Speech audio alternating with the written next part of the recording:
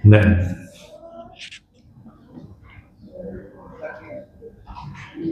pernah ada permintaan bantuan untuk melakukan ijab kabul pengulangan karena telah terjadi perceraian. Kalau rujuknya masih dalam masa iddah, ya tinggal kembali saja, sudah sebagai suami istri. Kalau rujuknya dalam masa iddah.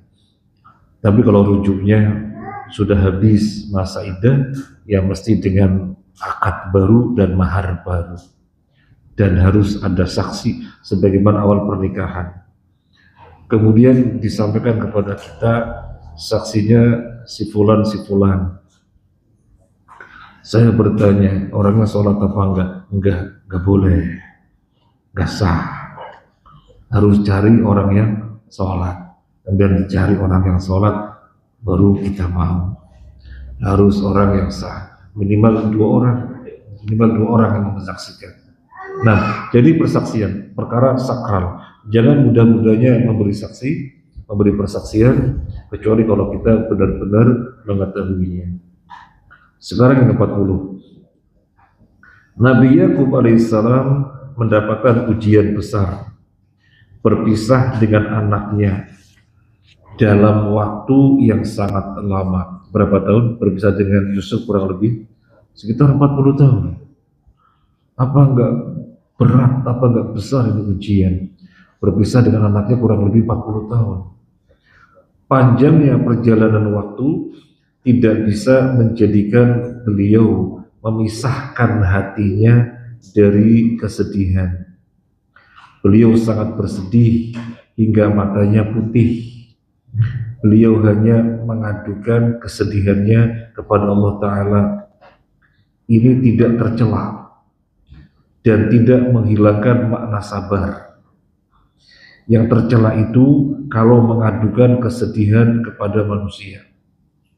Disebutkan di dalam Al-Quran, qala innama ashku bathi wa husni ilallah. Yakub berkata, sesungguhnya hanyalah kepada Allah aku mengadukan kesusahan dan kesedihanku.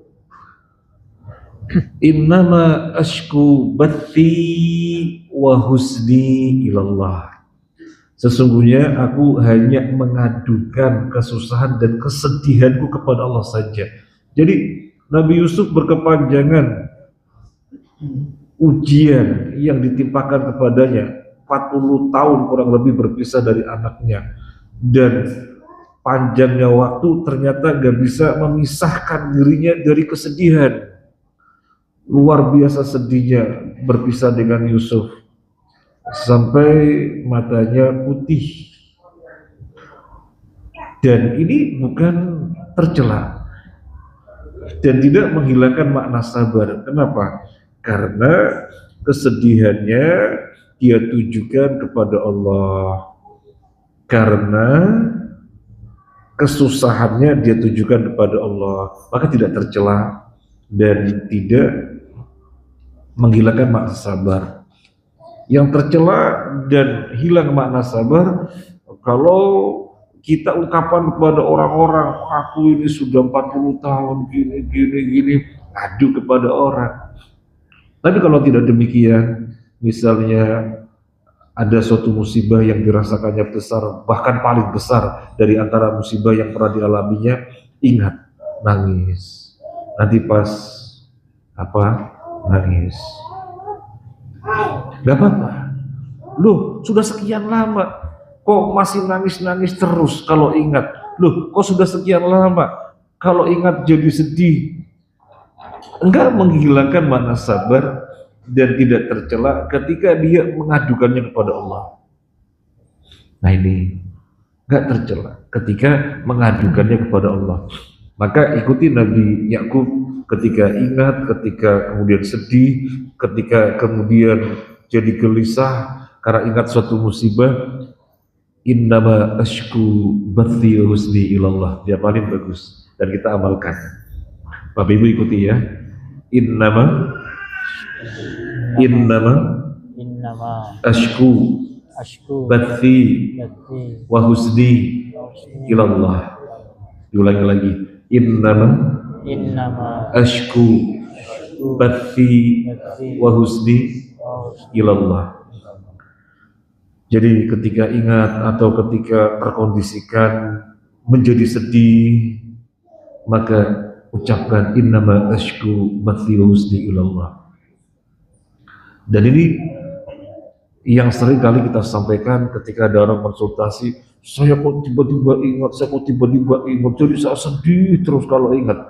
Saya harus bagaimana? Ikuti apa yang dilakukan oleh Nabi Yakub. Ucapkan sebagaimana yang diabadikan dalam Al-Quran. Innama ashku bathi wa husni ilallah. Alhamdulillah ala kulli hal itu boleh diucapkan kepada orang. Saya kehilangan duit, alhamdulillah ala kulli hal. itu boleh diceritakan kepada orang. Ini antara diri dengan Allah. Ini bab antara diri dengan Allah. Sudah 40 tahun tapi sedih terus, nggak tercela dan nggak hilang mana sabar, asal antara dia dengan Allah, bukan kepada orang. Nah, kalau di dalam hadis, kalau kita sedih, kita berzikir apa? Ada yang tahu? Kalau dalam hadis kita sedih, kita zikirnya apa?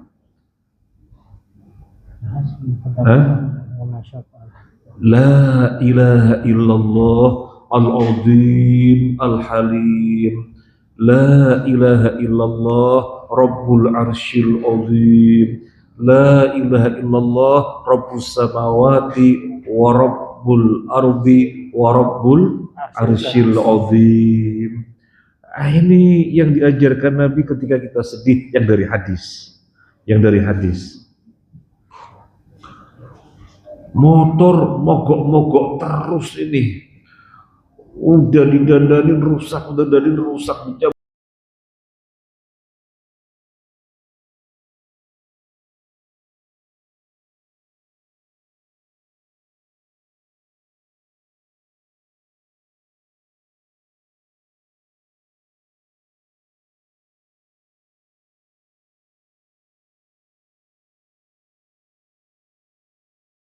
Wa rabbul arsyil azim, ya paling. Ini kalau dari hadis. Kalau dari Al-Quran, innama ashku bathi wa husni ilallah. Kalau kita perhatian kepada lafaz-lafaz zikir yang secara khusus diajarkan dalam Al-Quran dan hadis, insya Allah akan mengkondisikan kita untuk banyak berzikir yang mutlak. Nah, untuk bisa berzikir sebanyak-banyaknya yang sifatnya mutlak, mesti perhatian kepada yang muqayyad dulu. Muqayyad itu tertentu secara lafaz, atau kalau terkait dengan bilangan tertentu secara bilangan. Itu kita perhatikan. Misalnya tadi sore hari ada zikir muqayyad, ada banyak. Kalau kita baca sambil jalan ya bisa selesai juga sih. Tapi ya seringnya nggak selesai. Intinya sebagian besar sudah kita baca. Misalnya tadi sebelum matahari terbit ada zikir petang yang berbunyi Allahumma ma amsa bi min ni'matin, terus au bi ahadin min khalqik faminka wahdaka la syarikalak falakal hamdu walakas syukru. Baca. Wadah yang lainnya banyak yang Nabi ajarkan sebagai zikir muqayyad sebelum matahari terbit dan sebelum matahari terbenam. Baca, kalau bisa semuanya alhamdulillah, kalau tidak paling enggak sebagiannya. Di pagi hari, wah banyak ini, sementara harus segera apa-apa gitu dan akhirnya nggak bisa baca. Apalagi misalnya pada subuh harus ngisi kajian, gimana baca zikirnya? Ya sudah, paling enggak dari antara yang ada dibaca. Utamakan subhanallahi wa bihamdihi adada khalqihi wa ridha nafsihi wa zinat arsihi wa midada kalimati. 3 kali utamakan itu. Kenapa kita mengutamakan ini? Soalnya di antara istri Nabi sallallahu alaihi wasallam setelah sholat subuh duduk di tempatnya dan terus berzikir sampai matahari terbit. Ketika itu Nabi keluar rumah untuk suatu urusan. Nabi pulang lagi ke rumah, istrinya masih duduk terus berzikir. Nabi bertanya, kamu baca apa? Ketahuilah, apa yang kamu baca keseluruhannya dibandingkan dengan 4 kalimat yang aku baca, maka mengalahkannya. Bacalah subhanallahi wa bihamdihi adada khalqihi wa ridha nafsihi wa zinata arsyihi wa midada kalimatihi. Paling nggak ini sudah dibaca 3 kali dan kita ngisi kajian.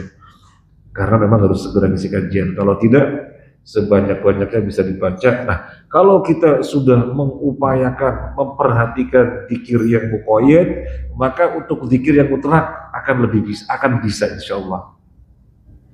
Sambil berkendara sepeda motor, sambil mobil, sambil jalan, melafadzkan hafalan dari Al-Quran, murojaah, dirasa sudah cukup, ganti zikir yang lainnya, istighfar dan seterusnya. Jadi nggak sempat mau nyanyi-nyanyi, nggak sempat. Nah, baik, kembali kepada pembahasan ini. Doa dari Al-Quran kalau sedih, innama ashku bathi wa husni ilallah. Sekarang 41. Ketika kesulitan dirasakan semakin menumpuk dan berat, hingga pada kadar yang seorang hamba merasa tidak sanggup lagi menanggungnya, setelah menghadapinya dengan kesabaran yang luar biasa, maka ketika itulah Allah, Zat yang maha menghilangkan kesedihan dan kesulitan, akan memberikan kelapangan dan solusi. Ini salah satu perbuatan Allah Ta'ala yang indah, terutama bisa dirasakan oleh hamba-hamba pilihannya. Karena hal ini membuat mereka semakin mengenal dan mencintai Allah Ta'ala, yang menjadikan pahala dan kedudukan mereka di sisi Allah, di sisi Allah lebih tinggi. Seorang hamba menghadapi kesulitan yang dirasakannya sudah mentok, dengan sikap sabar menghadapinya, dirasanya kayak sudah mentok, mau gimana lagi. Biasanya dalam keadaan seperti itu pertolongan Allah pasti datang. Biasanya dalam keadaan seperti itu pertolongan Allah pasti datang. Dan ini yang merasakan hamba-hamba pilihan. Bisa jadi mungkin sudah terjadi pada kita, tapi karena perenungan kita kurang, penghayatan kita terhadap kehidupan ini kurang, sehingga kayaknya tidak ada. Padahal demikian yang terjadi. Perbuatan Allah berupa memudahkan, memberikan solusi, memberikan kelapangan ketika hamba merasakan sudah mentok, kayaknya mau gimana lagi, kesabaran sudah sedemikian tinggi di dalam menghadapinya. Ketika itu pertolongan Allah datang. Semacam ini dirasakan oleh para rasul di dalam surat Yusuf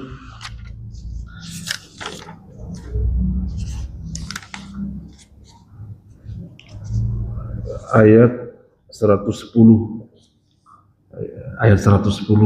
mungkin Mas Riki bisa lihat dulu surat Yusuf ayat 110. Hatta idza stai'asar rusulu wa dhannu annahum qad kudzibu ja'ahum nasruna fanujjiya man nasya' wa la yuraddu ba'suna 'anil qaumil mujrimin. Sehingga apabila para rasul tidak mempunyai harapan lagi tentang keimanan kaumnya dan telah meyakini bahwa mereka telah didustakan, Datanglah kepada mereka para rasul itu pertolongan kami, lalu diselamatkan orang yang kami kehendaki, dan siksa kami tidak dapat ditindak dari orang yang berdosa. Barakallahu fiik. Allah berfirman, hatta idastai asar rusulu, hingga ketika para rasul putus asa. Terjemahnya memang demikian secara kosakata. Hatta idastai asar rusulu, hingga ketika para rasul putus asa. Gak mungkin rasul putus asa, tidak mungkin. Para rasul memiliki keimanan yang paling tinggi dari antara manusia yang ada. Gak mungkin putus asa, karena putus asa juga sifatnya orang kafir. Wong kita saja gak boleh putus asa. Wala yai'asu min rahillah innahu la yai'asu min rahillah ilal qaumul kafirun. Jangan berputus asa dari rahmat Allah. Sesungguhnya yang berputus asa dari rahmat Allah adalah orang-orang kafir. Jadi gak boleh orang mukmin, orang muslim putus asa. Tetapi kok ini ayat disebutkan hingga ketika para rasul putus asa dan mereka yakin telah didustakan. Apakah benar para rasul putus asa? Bukan demikian maksudnya. Maksudnya adalah para rasul menghadapi kaumnya yang sedemikian alot, wangkot, bolot, sangat susah sekali sehingga tidak ada harapan. Itu yang dimaksud. Sehingga kayaknya gak ada harapan. Bukan putus asa, bukan. Gak mungkin rasul putus asa, gak mungkin. Jadi maksudnya demikian. Rasul pada suatu keadaan yang kayaknya nggak ada harapan mereka akan masuk Islam, nggak akan. Wis benar-benar dirinya telah didustakan, keberadaannya, kehadirannya saya nggak ngaruh, nggak efek, nggak ada artinya. Ketika itulah datang pertolongan Allah. Jadi ketika kita pada posisi kita kan insya Allah mengupayakan bentuk-bentuk ketaatan, mengupayakan kesalahan terus. Suatu ketika ditimpa musibah yang kita merasa dalam ungkapan orang harus sabar gimana lagi ya, berarti sudah kayak mentok gitu ya, pasti Allah turunkan pertolongan, asal tetap tidak sampai melarikan kepada orang, larikan kepada Allah. Insya Allah Allah turunkan pertolongan. Nah, baik. Sekarang 42. Seorang hamba boleh memberitahukan kepada orang lain apa yang dia jumpai dan rasakan pada dirinya seperti sakit, kefakiran, dan musibah-musibah lainnya, asalkan tidak bermakna murka kepada takdir atau ketetapan Allah. Seperti ucapan Nabi Yakub, ya asafa ala Yusuf. Sungguh saya berduka atas Yusuf. Ini kan mengemukakan kepada siapa? Kepada orang sekitarnya. Ya asafa ala Yusuf. Ini kan mengungkapkan kesedihan kepada orang sekitar. Ya asafa ala Yusuf. Tetapi ketika maksudnya bukan mengeluh, ketika maksudnya bukan mengingkari takdir yang telah Allah tetapkan, maka nggak mengapa. Tetapi ini dari saya. Jangan sembarang menceritakan kepada orang. Sebagaimana kita bermimpi dengan mimpi yang baik, jangan ceritakan kepada sembarangan orang. Khawatirnya ada orang yang malah dengki, ada yang iri kepada kebaikan mimpi yang kita lihat. Bahaya, sudah didengkiin orang. Maka ceritakan mimpi yang baik kepada orang-orang yang kita kenal, nggak mungkin hasad, sehingga akan mendoakan kebaikan. Nah, maka dari situlah kita tambahin di sini. Sekarang yang akan diceritakan kesedihan, maka jangan kepada sembarangan orang. Misalnya kepada orang yang kita yakin dia itu mau mendengarkan dan malah mendoakan keringanan, ceritakan nggak apa-apa. Nabi Yakub pada ayat yang sebelumnya menyatakan nggak pernah mengeluh mengadu kepada siapapun, hanya kepada Allah saja. Innama asyku bathi wa husni ilallah. Tapi dalam kenyataannya dia menceritakan kepada orang. Ya asafa ala Yusuf, aku sangat berduka atas hilangnya Yusuf. Itu tidak mengapa ketika maksudnya bukan mengeluh mengadu, tapi cerita. Aku ini sedih atas hilangnya Yusuf. Sekedar cerita, tidak ada tujuan menghilangkan iman kepada takdir, nggak mengapa. Nah,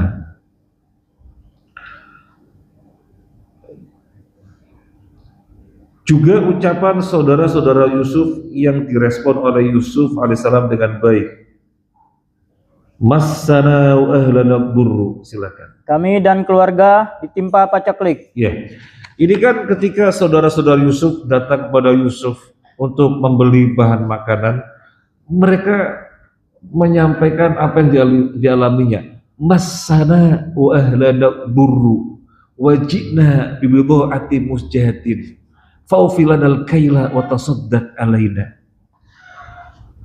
Kami ini ditimpa, kami dan keluarga ditimpa aburu, kesusahan. Kami dan keluarga ditimpa kesusahan. Cerita kepada raja, yang padahal saudara sendiri itu Yusuf. Mereka nggak tahu kalau itu Yusuf. Bercerita, masana ahlana buru, kami dan keluarga kami ditimpa kesusahan, maka penuhilah timbangan untuk kami, bersedekahlah untuk kami.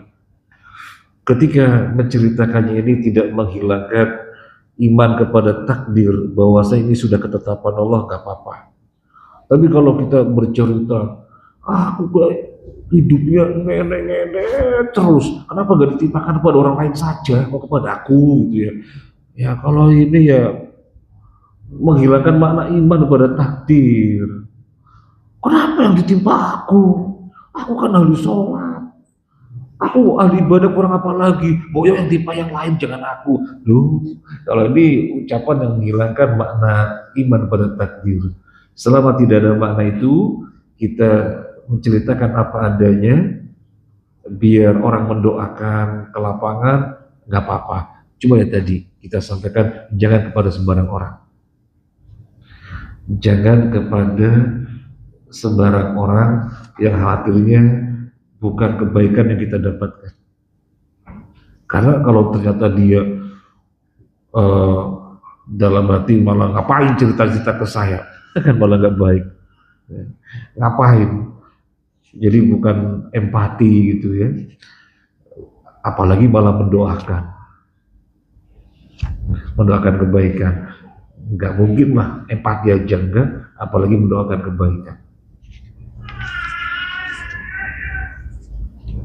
Para jamaah, kalau antum dan antunah ada orang datang, tolong doakan ya, langsung mendoakan. Insya Allah orang kalau ada apa-apa pengen cerita.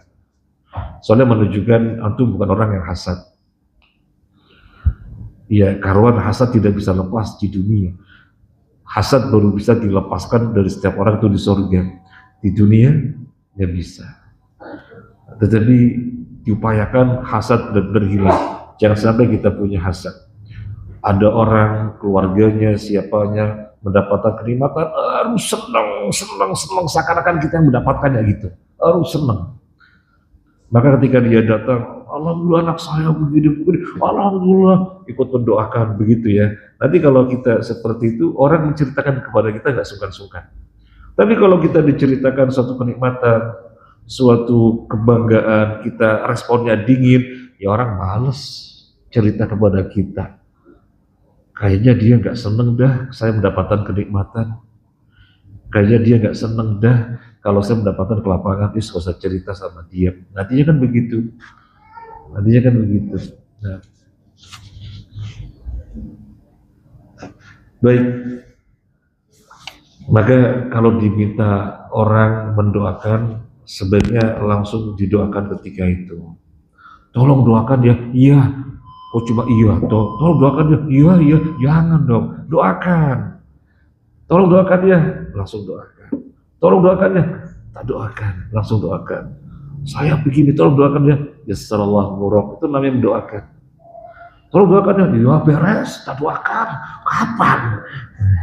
Janji itu, ayo kapan?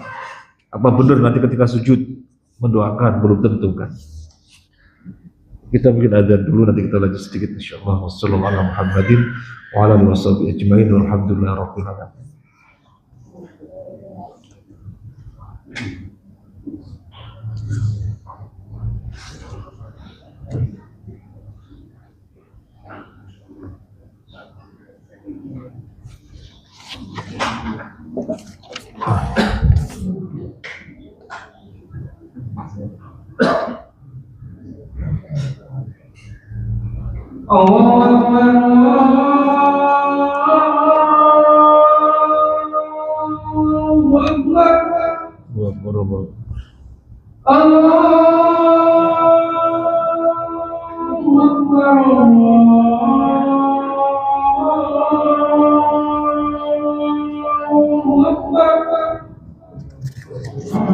Asyhadu an la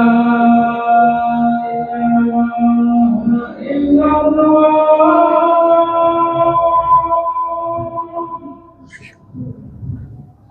Asyhadu an la ilaha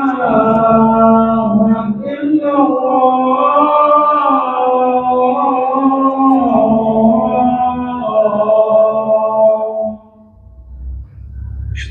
Asyhadu anna Muhammadan Rasulullah.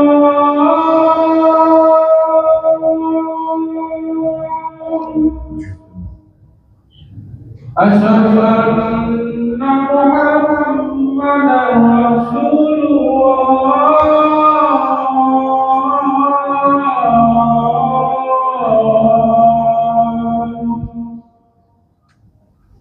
Hayya 'alas salat.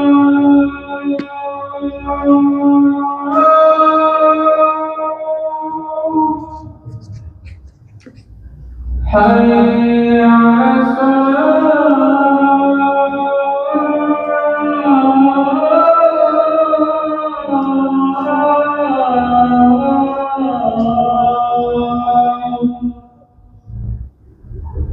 Hayya 'alal falah.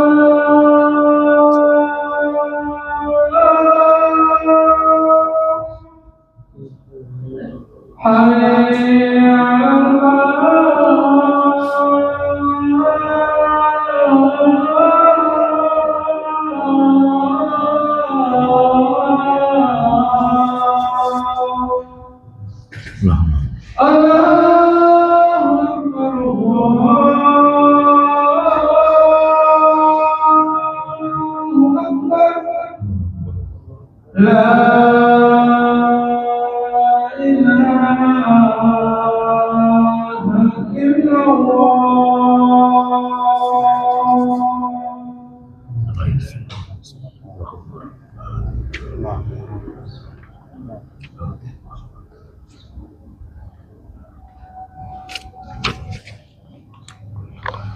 Bismillah, alhamdulillah, wassalatu wassalamu ala rasulillah wa ala alihi wa sahbihi wa mawala wa ba'd. Sekarang poin 43. Kebaikan-kebaikan di dunia dan akhirat tidak lain merupakan pengaruh dari takwa dan sabar. Sebagaimana ucapan Nabi Yusuf alaihissalam dalam Al-Quran, Qad mannallahu alaina innahu man yattaqi wa yasbir fa innallaha la yudhi'u ajral muhsinin. Sungguh Allah telah melimpahkan karunia-Nya kepada kami. Sesungguhnya barang siapa yang bertakwa dan bersabar, maka sungguh Allah tidak menyia-nyiakan balasan orang-orang yang berbuat baik. Barakallahu fiik. Nabi Yusuf mendapatkan kebaikan di dunia sebelum akhiratnya. Di akhiratnya pada golongan tertinggi para nabi, sebelum di akhiratnya di dunia mendapatkan kebaikan, kenikmatan di mana keberadaannya sangat dipuji-puji, disanjung-sanjung oleh seluruh manusia, bukan saja di Mesir, tapi juga negeri sekitarnya. Apa pengakuan Nabi Yusuf? Semua itu karena takwa dan sabar. Qad mannallahu alaina. Allah telah menganugerahi kami. Innahu may yattaqi, sesungguhnya barang siapa yang bertakwa, wa yasbir dan bersabar, fa innallaha la yudhi'u ajral muhsinin, maka sesungguhnya Allah tidak menyia-nyiakan balasannya orang-orang yang muhsin.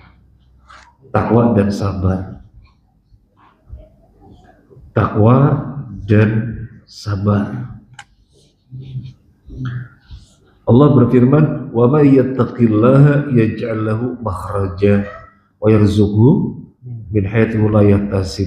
Barang siapa yang bertakwa kepada Allah, Allah jadikan baginya jalan ke lapangan, solusinya. Itu tentang takwa. Kemudian tentang sabar, innama yuwaffas sabiruna ajrahum bighairi hisab. Sesungguhnya balasan orang yang sabar gak ada batasnya. Balasan orang yang sabar gak ada batasnya.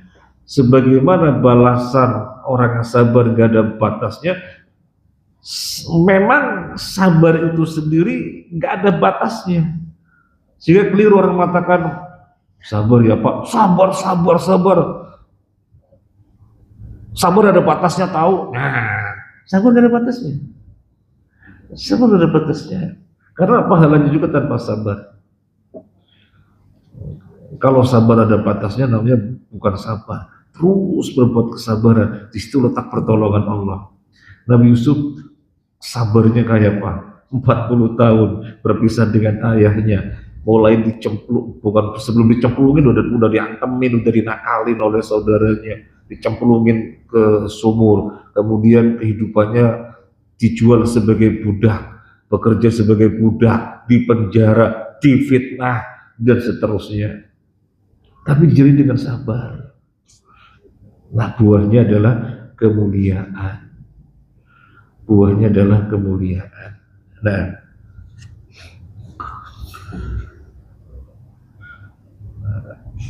kalau ada orang mengatakan begini, saya sudah sabar, tapi kok belum Allah kasih kemuliaan, kami belum sabar itu.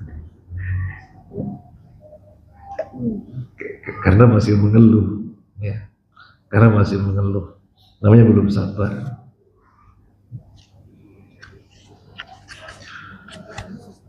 Baik, sekarang yang 44. Jika seorang hamba mendapatkan kelapangan dan kenikmatan, maka seyogianya dia mengingat keadaan sebelumnya ketika ditimpa kesempitan dan cobaan, sehingga dia akan lebih bisa merasakan besarnya nikmat dan bisa bersyukur secara lebih berkualitas.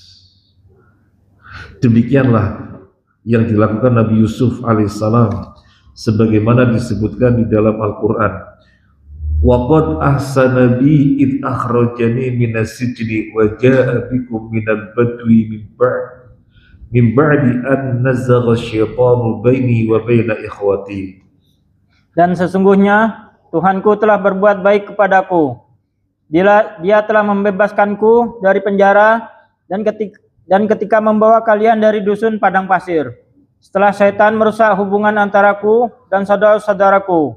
Sesungguhnya Tuhanku maha lembut terhadap apa yang dia kehendaki. Sesungguhnya dialah yang maha mengetahui lagi maha bijaksana. Barakallahu fiik. Para jamaah rahimakumullah.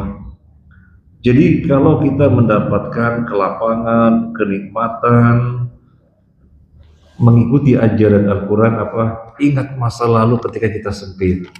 Ingat masa lalu ketika kita kekurangan. Biar apa? Biar kita merasakan betapa ini kenikmatan yang luar biasa sekali.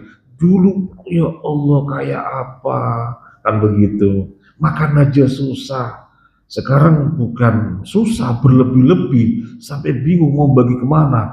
Wah, dulu sampai bingung ngempet-ngempet kan begitu. Jadi biar merasakan ini kenikmatan yang luar biasa sekali, sehingga merasa bersyukurnya semakin kuat, sehingga merasa bersyukurnya semakin kuat.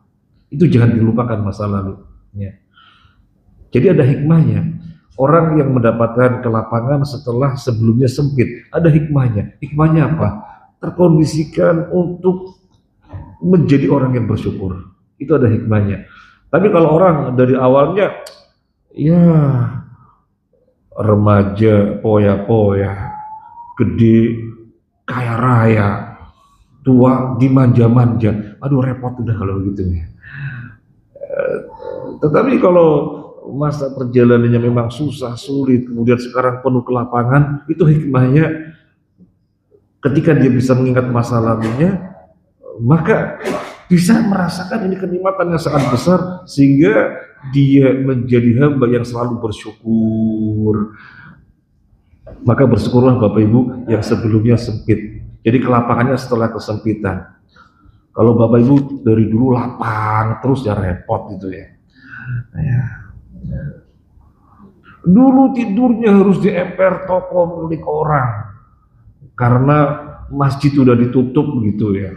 Biasanya nginepnya di masjid udah pada tutup, ya udah di emper gitu ya. Nah sekarang sudah punya rumah dan jadi yang lainnya, maka seyogianya masa lalu diingat, biar ini kenikmatan dirasakan sangat besar pada jiwa, dan biar kesyukuran dirasakan bisa terus dijaga. Harapannya menjadi golongan yang bersyukur, yang kata Allah jumlahnya cuma sedikit. Wa qalilum min ibadiyas syakur. Hanya sedikit dari hambaku yang termasuk orang bersyukur. Cuma sedikit. Semoga kita termasuk yang sedikit. Amin.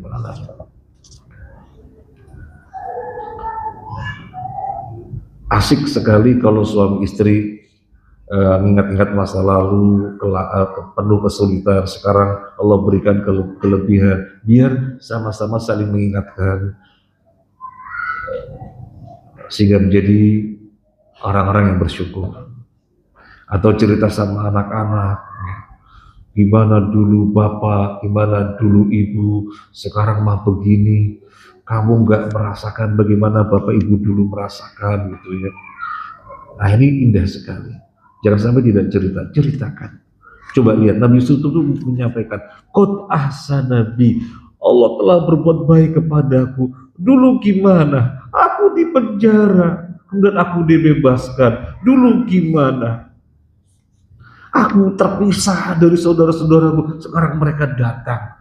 Jadi diceritakan masa lalu, biar merasakan kenikmatan ini lebih, sehingga lebih bersyukur. Para jamaah, setiap hari kita diajari oleh Nabi, dan fadilahnya besar sekali. Kalimatnya pendek, tetapi fadilahnya besar. Kalau mengucapkannya di pagi hari, berarti telah bersyukur secara lisan untuk harinya itu. Kalau mengucapkannya di sore hari, berarti telah mensyukuri kenikmatan-kenikmatan di malamnya. Maka sebaiknya kita menghafal, dan Bapak Ibu sudah hafal. Kalau pagi tadi yang dibaca, Allahumma ma asbaha bi min nikmatin au bi ahadin min khalqika faminka wahdaka la syarikalak falakal hamdu walakal syukru. Kalau sore diganti amsa saja, Allahumma ma amsa bi min nikmatin au bi ahadin min khalqika faminka wahdaka la syarikalak falakal hamdu walakal syukru. Fadilahnya kalau kita baca, maka kita dinyatakan telah mensyukuri kenikmatan-kenikmatan di hari itu secara lisan. Dan kalau mengatakannya di sore hari, membacanya di sore hari, kita dinyatakan, ini fadilahnya besar sekali, kita dinyatakan telah mensyukuri kenikmatan-kenikmatan di malamnya. Jangan kelewatan membaca. Ada yang sudah hafal, Pak? Ada yang belum hafal? Pertanyaannya bukan ada yang sudah hafal, ada yang belum hafal? Bukan sudah hafal semua. Agak harus dihafal, nggak apa-apa, dibaca aja. Dibaca aja nanti lama-lama juga hafal. Nah, sekarang 45. Diselesaikan sekalian sholat tuntas ya. Di dalam kisah ini terdapat bentuk-bentuk kasih sayang dan kelembutan Allah Ta'ala, diantaranya kisah mimpi Yusuf yang mengandung makna kegembiraan baginya dan ayahnya Nabi Yakub. Juga wahyunya kepada Yusuf ketika berada di dalam sumur bahwa dirinya akan memberitahukan semua perbuatan saudara-saudaranya. Juga perpindahan dari satu keadaan ke keadaan lain, terdapat kasih sayang Allah Ta'ala yang zahir dan tersembunyi. Untuk itu, di akhir perjalanan ini Nabi Yusuf mengatakan bahwa Allah Al-Latif, sebagaimana disebutkan di dalam Al-Quran, Inna Rabbi latiful lima yasha. Silakan. Sesungguhnya Tuhanku maha lembut terhadap apa yang Dia kehendaki. Jadi di dalam kisah ini, kalau direnungi, gak sedikit bentuk kasih sayang Allah Ta'ala dan bentuk kelembutan. Bentuk kelembutannya gak sedikit. Nabi Yusuf mimpi yang merupakan sinyal kemuliaan, itu membesarkan hati untuk dia dan bapaknya. Kemudian ketika dicemplungin di dalam sumur dapat wahyu, nanti akan kamu ceritakan semuanya ini. Ini menguatkan jiwa, menguatkan mental. Ini bentuk-bentuk kasih sayang Allah, bentuk-bentuk kelembutan Allah. Kemudian perpindahan dari keadaan yang di situ terdapat kasih sayang Allah yang sangat banyak. Sehingga Nabi Yusuf merasa dirinya ini sesungguhnya digiring. Sesungguhnya dirinya digiring kepada suatu kemuliaan yang bentuk kemuliaannya apa yang jelas lagi digiring. Begitu tercapai, ternyata persis seperti yang diisyaratkan dalam mimpi, maka Nabi Yusuf langsung mengucapkan Inna Rabbi latiful lima yasha. Inna Rabbi latiful lima yasha. Sesungguhnya Tuhanku latif terhadap siapa yang dikehendaki. Al-Latif itu Allah maha lembut, kan biasanya diterjemahkan Allah maha lembut. Al-Latif Allah maha lembut. Ada juga terjemahan Al-Latif Allah maha penyantun. Ya terserahlah, itu bahasa Indonesia. Yang jelas kita paham maksudnya. Al-Latif adalah Allah menggiring seorang hamba kepada suatu keadaan yang hamba itu sangat bangga dengannya tanpa hamba ini tahu. Ternyata digiring ke sini. Allahumma innaka antal latif. Nah, kita pasti mengucapkan demikian. Kita perjalanannya ternyata begini, ternyata begini. Loh, kok sampainya sini? Ini kan yang saya idam-idamkan. Allahumma innaka antal latif. Jadi Allah menggiring hamba tanpa hamba itu menyadari. Ternyata digiring kepada suatu keadaan yang dia cita-citakan. Maka ini namanya Allah Al-Latif. Pasti Bapak Ibu banyak merasakan dengan fenomena-fenomena, cerita-cerita, pengalaman yang berbeda-beda. Cuma kan belum paham kalau ini adalah bentuk Al-Latifnya Allah. Itu pengertian Al-Latif. Itu pengertian Al-Latif. Mohon maaf, saya sampai menceritakan di dalam buku yang saya tulis Al-Asmaul Husna, nama Allah Al-Latif, saya sebutkan beberapa contoh. Maksudnya biar lebih jelas. Dan sebagai hadis bin nikmah juga. Saya di Jakarta 3 tahun. Enggak ada acara Islamic Book Fair kecuali seingat saya selalu datang. Acaranya biasanya di Gelora Bung Karno di Senayan, selalu datang, nggak pernah nggak datang. Setahun beberapa kali gitu ya. Pokoknya kalau ada acara itu selalu datang. Kalau ada pertandingan sepak bola nggak pernah datang. Nah, tapi kalau ada Islamic Book Fair pasti datang. Ya senang saja, meskipun nggak bisa beli, senang saja lihat-lihat. Ya. Pasti ketika lihat-lihat tertuju pada buku-buku saku, pasti. Yang saya ingat betul adalah tulisannya Ustadz Muhammad Tholib, ya, yang selalu saya jumpai bukunya Ustadz Muhammad Tholib. Judul-judulnya judul harian, manfaat 40 manfaat sholat jamaah, terus apa, dan laris manis kayak kacang goreng, laris manis. Dan rata-rata kalau Islamic Book Fair di Jakarta itu memang besar-besaran panennya para penerbit, besar-besaran. Kalau sekarang saya nggak tahu ya. Waktu itu kan medsos belum terlalu kuat, jadi buku luar biasa sekali. Nah, ketika melihat buku saku yang laris manis udah selalu habis gitu ya, kita itu selalu bergumam, ini beruntung sekali penulisnya, bukunya sederhana kemudian bermanfaat gitu ya. Selalu begitu bergumam, ini beruntung sekali, sederhana dan bermanfaat. Buku saku banyak orang merasa ringan membelinya. Kemudian setelah bergumam seperti itu, pasti ada sisipan doa, seandainya Engkau jadikan aku seperti itu juga ya Allah gitu. Dan kita nggak tahu, ternyata digiring perjalanannya ke Surabaya, jadi orang Surabaya, KTP-nya juga Surabaya. Saya nggak pernah menduga jadi orang Surabaya, KTP-nya juga Surabaya.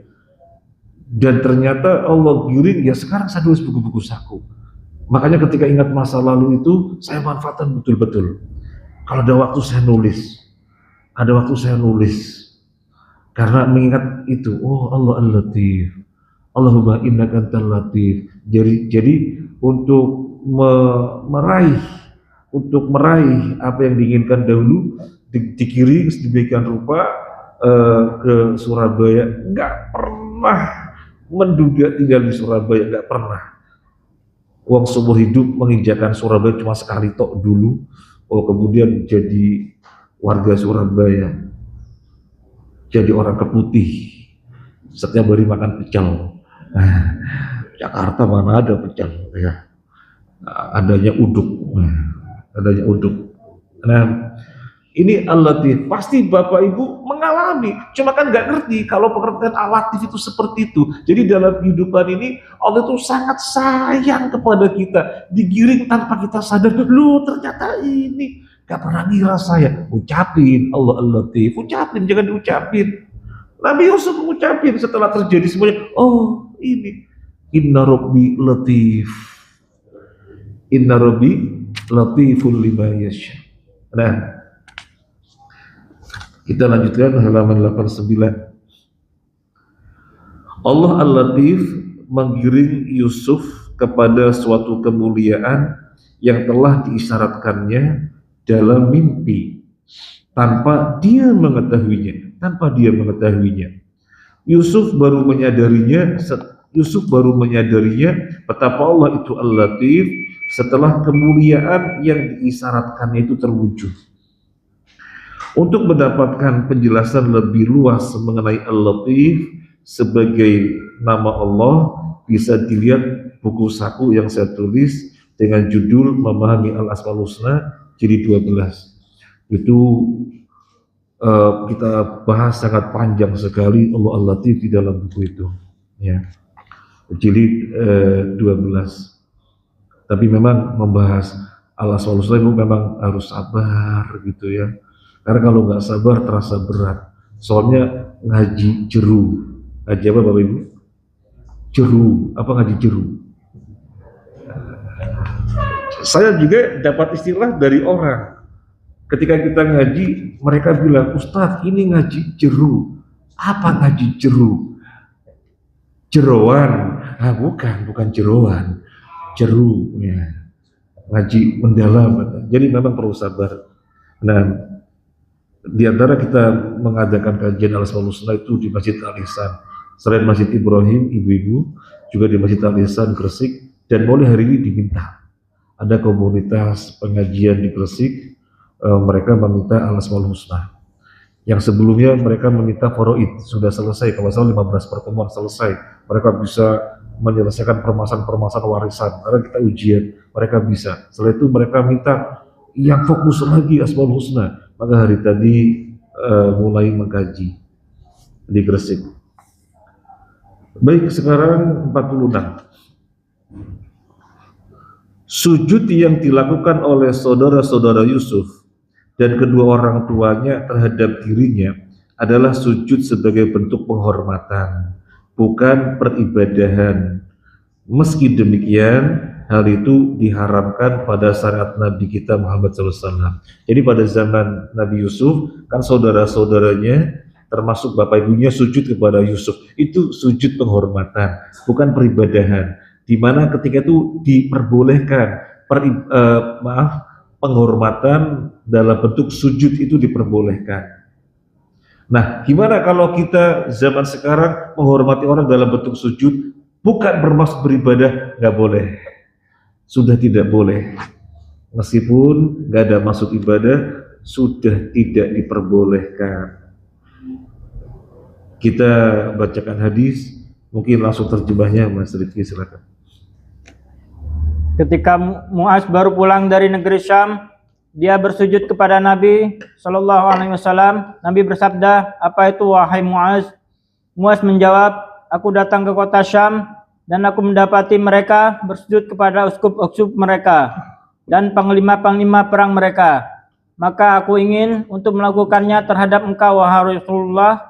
Maka Rasulullah Shallallahu Alaihi Wasallam bersabda, "Janganlah kamu lakukan demikian.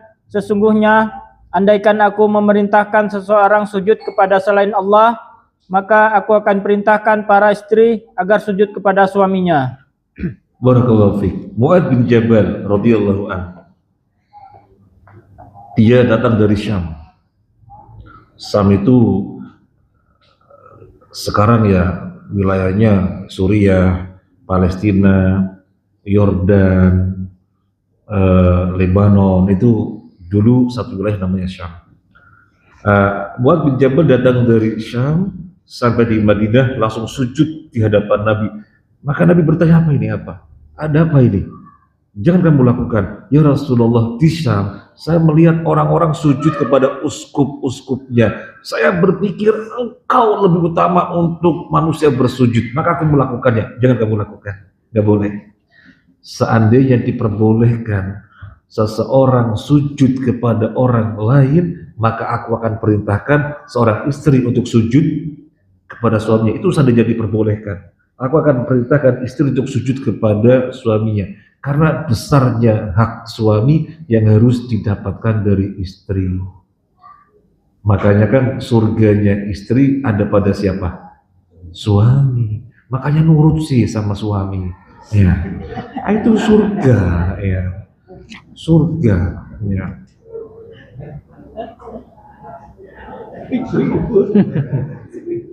Protes.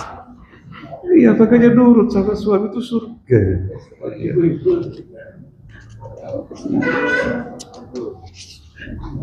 Nah, jadi nggak boleh. Kata orang ketika Lebaran sungkeman itu bukan bentuk sujud, gak ada masalah. Jadi kalau di sebagian daerah ya, nggak tahu kalau Surabaya mungkin ada juga beberapa keluarga. Jadi orang tuanya duduk di kursi, ya, orang tuanya duduk di kursi, kemudian anak-anaknya salaman di pangkuannya ya. Nah, semacam itu bukan bentuk sujud dan juga tidak menyerupai ruku, nggak mengapa. Yang dilarang itu bentuknya ruku, bentuknya sujud. Itu tidak diperbolehkan, meskipun maksudnya penghormatan. Penutup, selesai alhamdulillah, kita lanjut sedikit. Penutup, Al-Quran tidak sedikit memuat kisah-kisah, tujuannya agar kita bisa mengambil ibrahnya, sebagaimana firman-Nya, faqsusil qasasa la'allahum yatafakkarun. Maka kisahkanlah kisah-kisah agar mereka berpikir. Susah dibuka udah. Susah. Jadi dalam Al-Quran itu terdapat kisah-kisah. Kata Allah biar apa? Biar berpikir. Makanya kalau kita melihat dakwahnya Nabi SAW, Nabi banyak sekali menyampaikan kisah-kisah. Karena biar orang mengambil ibrah. Maka bagus sekali kalau bapak ibu menceritakan cerita-cerita kisah-kisah kepada anak, itu bagus sekali. Bapak guru menceritakan kisah-kisah kepada murid-murid itu bagus sekali. Karena itu mengikuti manhaj Al-Quran. Allah berfirman, "Faqsusil qasas." Kisahkanlah kisah-kisah, la'allahum yatafakkarun, agar mereka berpikir. Ya, para jemaah, Al-Quran secara global ada berapa kandungan? Al-Quran secara global ada berapa kandungan? 3. Yang pertama tauhid, yang kedua hukum, yang ketiga kisah. Al-Quran secara global 3, tauhid, hukum, kisah. Makanya ketika Nabi bersabda yang membaca surat Al-Ikhlas berarti telah membaca sepertiga Al-Quran. Karena Al-Ikhlas semuanya tauhid. Qul huwallahu ahad, Allah as-somad, Allah lam yalid wa lam yulad wa lam yakul lahu kufuwan ahad, semuanya tauhid. Maka itu sepertiga Al-Quran. Karena Al-Quran sepertiganya adalah tauhid, sepertiganya adalah hukum, sepertiganya adalah kisah. Loh kok kita males menyampaikan kisah-kisah? Nggak boleh males. Ikuti manhaj Al-Quran, sampaikan kisah-kisah, sampaikan kisah-kisah. Bagus sekali kalau seorang istri menceritakan kepada anak-anaknya bagaimana perjalanan suaminya, perjalanan ayah gimana sampai kemudian kamu bisa kuliah dan seterusnya. Itu ya ta'athar jayidan, jadi berpengaruh baik kepada anak-anak. Istri jangan sungkan-sungkan atau jangan malas menceritakan perjuangan suaminya, atau demikian juga suami jangan sungkan-sungkan menceritakan bagaimana sabarnya istri, perjuangan istri. Jadi cerita-cerita itu bagus, cerita-cerita itu bagus. Nah, selesai, insya Allah nanti yang akan datang kita kembali kepada mushaf surat Yusuf, dan insya Allah bisa lebih cepat. Nanti kalau sudah selesai ke surat Ar-Ra'du insya Allah. Ustadz, izin bertanya, diizinkan.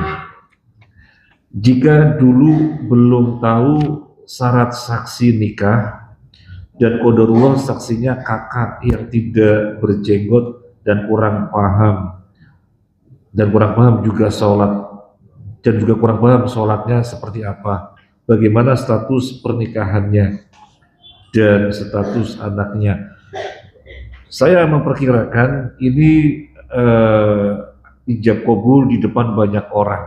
Berarti saksinya bukan yang tertulis, saja, saksinya semuanya hadir. Jadi yang dimaksud saksi adalah yang hadir semuanya menyaksikan, itu namanya saksi. Cuma KUA biasanya rujuk berapa orang?